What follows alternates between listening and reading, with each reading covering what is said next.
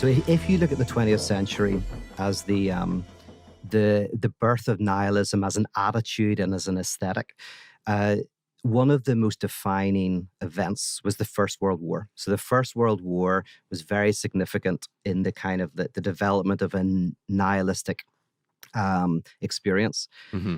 Now, the subtlety of Nietzsche is that he says that the 20th century is the denial of this experience of nihilism. And what he means by that is if you think about it in terms of fundamentalism, people think that fundamentalism is certainty, right? So if you're a fundamentalist, you have certainty, you have belief. But it's not quite like that. So someone like Paul Tillich would say that when you're young, you think you're right. Because obviously you've never thought about anything else and you just think you're correct and your parents know everything. That's not fundamentalism. But at a certain point in your life, you then confront someone who thinks differently and who's smart, who's intelligent, who gives you a different view. Now, Right. at this point, you've got two options. One option is to listen and go, oh, I've never thought about that, and, go with it. Or the other is to close your ears, say, I'm not listening, and then to kind of retreat into your own little castle and buy all your apologetics books and try to defend against this. So fundamentalism isn't knowing; it's repressed unknowing. It's a repressed disbelief, and that's why you can tell if someone gets angry whenever you disagree with them. It's not because they disagree with you; it's because they disagree with themselves. There's something they disagree with in themselves that's coming out, right? So in a similar way, Wait, expand on that a bit more. So anger, because I find anger arising in me all the time, and it's fascinating that it doesn't manifest differently. If maybe it's sadness, Yeah. it could very well. But why anger in particular? It doesn't mean that I react on it outwardly, but I Yeah. can see it arising. Yes. And it's often has to do with the expectations I place on myself or on others. Exactly. And so it's always a good tale. I'm a big believer in listening to whenever we feel certain things. So, for example, if you're married and someone says to you, oh, I don't think marriage really works. And I think, marriage is like, it's just going to end up. And even the happiest marriage, the best you can hope for is sleeping in separate rooms and silently hating each other, right? That's, but there's going to be affairs or whatever. And someone says that to you.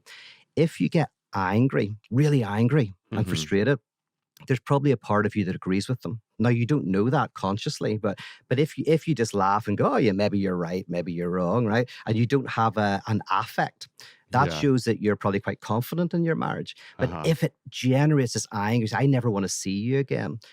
It's just like if I say to you, I think your partner's having an affair, and you get really angry with me and you say, get out of my house, I never want to see you again. That's evidence that you already know it, you just don't want to know that you know it. Mhm. Because instead of going, oh my goodness, is that right? And sitting down and thinking about it and going, oh, this is completely new to me. The anger is a sign that potentially you're repressing the truth. Like all the signs are there, you just don't want to see it. Almost like getting a letter from the bank or from a doctor.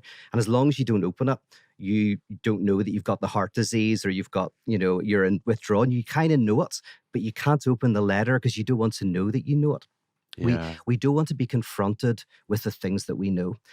And so what Nietzsche Ooh, says, tweet that podcast, Sean. oh yeah, I mean, it's the biggest thing is like the most radical knowledge is not the stuff we don't know, but the stuff that we know, but we don't want to know that we know.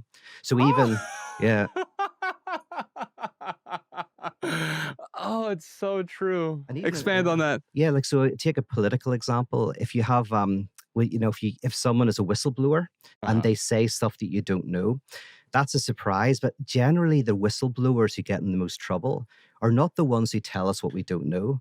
They tell us what we do know, right? Say the military are killing innocent people. There's surveillance technologies being used against citizens. We all know that stuff.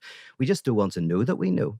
So when a whistleblower comes out with the evidence, we're confronted with our disavowed knowledge, right? It's the same even like I do. I won't want to look at, leaflets about how they treat animals in abattoirs.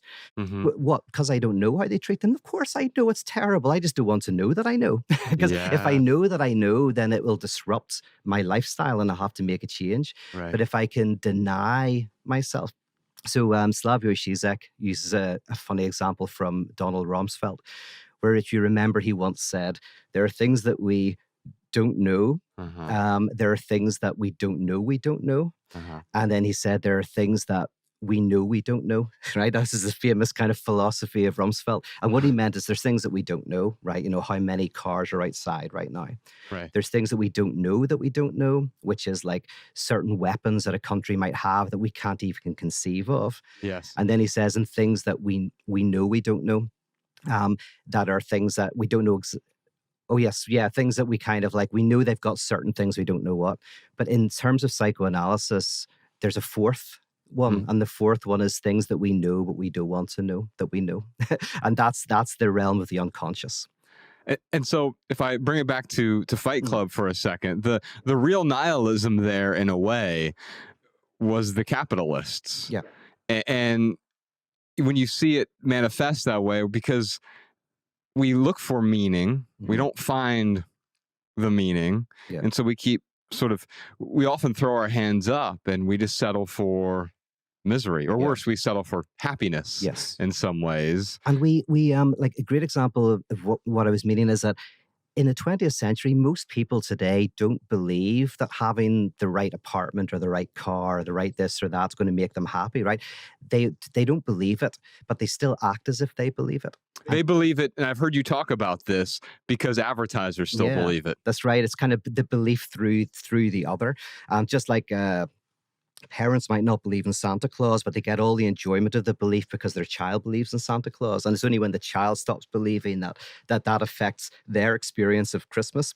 Yes. The death of Santa. Death of Santa, yeah. So this weird thing about, and this is why, by the way, Nietzsche used this beautiful quote. He said, after the Buddha died, he said, it was said that the shadow of the Buddha remained on a cave wall for thousands of years. He said, we must not only see the death of God, we must see the death of the shadow of God. And what he meant by that was that actually in the 20th century, people have experienced a loss of meaning. They have experienced a loss of external authorities that will tell us what to do and how to act. We've experienced that loss. However, we deny that loss. So we weirdly more frantically go into materialism, more frantically go into fanaticism. We're actually in danger of embracing hollow materialist and fanaticist positions precisely because we don't believe in them. That's why I use the fundamentalist example. Is fundamentalism is precisely a certainty that betrays uncertainty. And so today there's a certain fanaticism and materialism that actually betrays a disbelief that it works, but a disbelief that we haven't embraced. And so for someone like Paul Tillich, he says we have to have the courage to know what we know, which is the courage to embrace nihilism, not so that we despair, but so that we can move beyond despair.